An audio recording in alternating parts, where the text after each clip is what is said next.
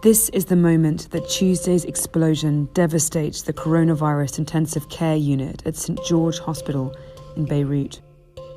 The 9-floored medical facility was particularly badly hit as it overlooked the port that was the epicenter of the blast. Across the wards, glass is eviscerated, heavy doors ripped out of their hinges and parts of the ceilings smashed in. The force of the explosion not only damages the physical structures but cuts off the electricity, generator and backup battery systems. In the ICU, at least 5 intubated patients, including one suffering from COVID-19, die because their ventilators stop working. In total, 4 nurses and 13 patients and visitors are instantly killed.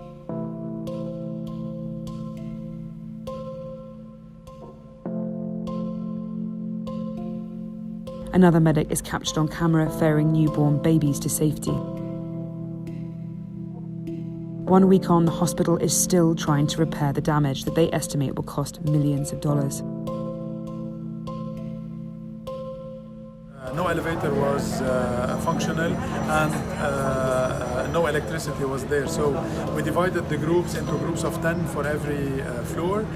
They were climbing stairs with the lights of their cell phones and triage was performed on every floor. We left the dead in place and we succeeded in evacuating on hands and with the sheets the patients that were still alive and who couldn't walk.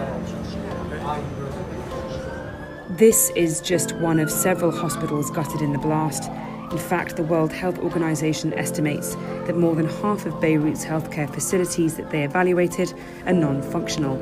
This piles yet more pressure on Lebanon's healthcare system, which was already in tatters from an unprecedented financial crisis and the pandemic. In fact, St. George used to be one of the main hospitals treating coronavirus patients and had a drive-through PCR testing facility that was impacted by the blast. Without it, and without other hospitals also devastated in the explosion, there is a very high risk Lebanon's coronavirus cases will soar. This is already happening in the capital. The International Rescue Committee estimates that Beirut's COVID cases have jumped by 1/3 in the week since the blast.